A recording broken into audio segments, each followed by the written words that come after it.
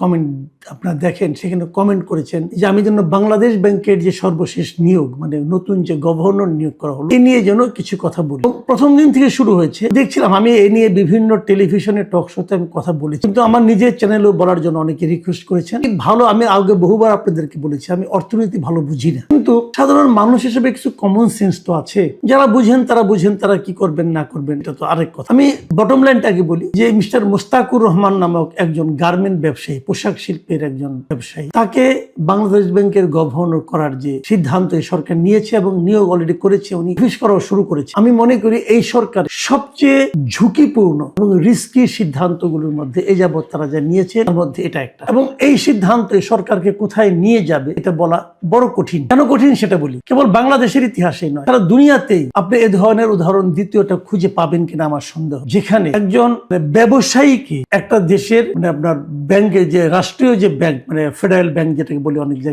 জায়গায় আপনার আমাদের এখানে মূল যে ব্যাংক, রাষ্ট্রীয় বাংলাদেশ ব্যাংক যেটা আছে, সেই ব্যাংকের গভর্নর বানানো হয়, এরকম ঘটনা খুঁজে পাওয়া কঠিন। তার উপর সেই ব্যবসায়ী যিনি যে ব্যবসা প্রতিষ্ঠানের মালিক অথবা মূল লোক, সিইও অথবা এমডি ছিলেন, কিন্তু এমন একটা ব্যবসা প্রতিষ্ঠান যে ব্যবসা প্রতিষ্ঠান নিজেই ঋণ খেলাপি এবং অনেক বিশেষ বিবেচনা নিয়ে তার ঋণকে পুনঃ তফসিলীকরণ করতে পেরেছে। মানে ব্যাপারটা সহজ করে বলি, পুনঃ তফসিল মানে ওনার একটা বিশাল অঙ্কের ঋণ, 89 কোটি টাকা, সেই ঋণটাকে উনি দিতে পারছেন না, ঋণ খেলাপি হয়ে যাচ্ছে। সেখান থেকে বলছে ঠিক আছে তুমি তাহলে অল্প কিছু দাও, দিয়ে তুমি ঋণটাকে আবার নিয়মিত কিস্তি দেওয়া শুরু করো। 2% না কত % দিয়ে উনি সেটাকে 10 বছরের মেয়াদে এই ঋণটাকে আবার চালু করার চেষ্টা করেন। উনি একবার ব্যর্থ হওয়ার পরে উনি বিশেষ বিবেচনায় পেয়েছেন। বিশেষ বিবেচনা কেন? কারণ উনি বিএনপি রাজনীতির সঙ্গে খুব জড়িত ছিলেন, এতটাই জড়িত যে বিএনপির যে নির্বাচন পরিচালনা কমিটি ছিল, সেই কমিটির উনি একজন শীর্ষস্থানীয় সদস্য ছিলেন। তার মানে এই নিয়োগটা হচ্ছে রাজনৈতিক নিয়োগ। এটা হতে পারে, আমি কিন্তু এটা রাজনৈতিক নিয়োগ আপত্তি নেই, আমার আপত্তি নেই এই কারণে একটা রাজনৈতিক দল নতুন ভাবে ক্ষমতায় এসেছেন, তারা তো রাজনৈতিক ব্যক্তিকে নিয়োগ করবেন, মানে তার রাজনীতির সঙ্গে যারা জড়িত, তারা রাজনীতিকে যারা বিশ্বাস করেন, কিন্তু তাদেরকে নিয়োগ করবেন, এটা হতে পারে। কিন্তু আমার কথাটা হলো কি, আপনার রাজনীতি যারা বিশ্বাস করে তার মধ্যে আপনি একজন ব্যাংকার পান নাই, একজন অর্থনীতিবিদ পান নাই, ওনাকে আনতে হবে কেন? উনি তো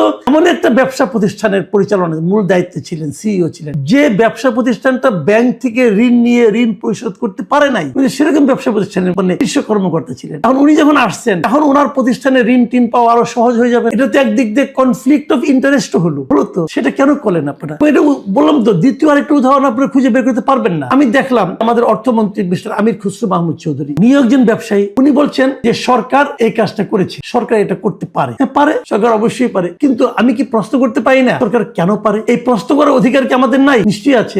সেই প্রশ্নটাই আমরা করছি, ভাই আপনারা এই কাজটা করলেন কেন করলেন, একটা ব্যাখ্যা দেন। আগে আমরা দেখেছি আপনার ইউনূস সাহেবের আমলে যে তার সরকারের যা কিছু হতো একটা প্রেস উইং ছিল, এই প্রেস উইং নিয়ে আমরা হাসাহাসি করতাম, অনেক কিছু করতাম, কিন্তু একটা জিনিস আমরা দেখতাম যে সেই প্রেস উইং চট করে একটা ব্যাখ্যা দিত। মানে এই সরকার ব্যাখ্যাও দেয় না, এই সরকার ব্যাখ্যাও দেয় না, এখন পর্যন্ত কোনো ব্যাখ্যা পাইনি, না মন্ত্রী দিচ্ছে না প্রেস উইং দিচ্ছে, ও ব্যাখ্যা দিচ্ছে। কিন্তু প্রশ্ন তো মানুষের মনে যাক, যতক্ষণ পর্যন্ত এই প্রশ্নের উত্তর কেউ না পাবে ততক্ষণ পর্যন্ত কিন্তু এটা নিয়ে মানুষের মধ্যে নানা ধরনের কথাবার্তা হবে, নানা ধরনের চিন্তা হবে। সেই চিন্তাগুলোর জবাব কিন্তু আলটিমেটলি সরকারকে দিতে, এবং সরকার যখন উত্তর না দিবে তখন মানুষ নানা ধরনের জল্পনা কল্পনা করবে, এবং এই জল্পনা কল্পনাগুলো ডাল মিলতে থাকবে, ডালপালা মিলতে থাকবে, এবং সেগুলির সমাধানটা কি হবে কেউ জানে না। কিন্তু সরকারের প্রতি মানুষের সন্দেহ বাড়তে থাকবে। এবং তারও চেয়ে বড় কথা, একটা বাংলাদেশ ব্যাংকের গভর্নরের যে দায়িত্ব, সেই দায়িত্ব পালন করার কোনো অভিজ্ঞতা যে লোকের নাই। ওই কাজটা কি? ব্যাংকিং সেক্টরগুলির মধ্যে একটা আস্থা ফিরিয়ে আনা। এই লোক যে পারবে তার কি প্রমাণ আপনারা পেয়েছেন? বরং উনি তো ব্যাংকের টাকা নিয়ে টাকা দেন না, এই ইতিহাস উনি তৈরি করেছেন নিজের জীবনে। এটা কিভাবে সমাধান হবে আমরা কিন্তু কেউ ব্যবসায়ীগুলো জানি না। সারা দুনিয়ার কাছে কি মেসেজ যাচ্ছে এটাও জানি না। আমি মাঝে মাঝে ইউনূস সরকারের সমালোচনা করতে যে আমি এটাও বলতাম যে ইউনূস সরকারের সবচেয়ে যদি একটা সাফল্য আমি পাই, সেই সাফল্যটা ছিল ব্যাংকিং সেক্টরের সাফল্য। আগের যিনি ছিলেন আহসান ইস মনসুর, ওনার অনেক ব্যক্তিগত অনেক সীমাবদ্ধতা আছে। উনি ব্যাংকগুলিকে মার্জ করতে যে, ইসলামী ব্যাংকগুলিকে মার্জ করতে যে ব্যাংকগুলির মধ্যে একটা অসন্তোষ তৈরি করেছেন, এটাও ঠিক। প্রায় বিশাল সংখ্যক গ্রাহককে উনি ক্ষতিগ্রস্ত করেছেন, ওটাও ঠিক। কিন্তু পাশাপাশি এটাও আপনাকে মানতে হবে যে উনি বাংলাদেশ থেকে বিদেশে অর্থ পাচারটাকে বন্ধ করতে পেরেছিলেন এবং ব্যাংকিং সেক্টরটাকে উনি একটা নিয়মের মধ্যে আনতেন। সেই অবস্থায় এই ভদ্রলোকের কর্মকাণ্ড যতটুকু আলটিমেটলি ওনার এই ধারাবাহিকতাকে রক্ষা করতে পারবে, এটা নিয়ে কিন্তু আমার মনে বিস্তর সন্দেহ আছে।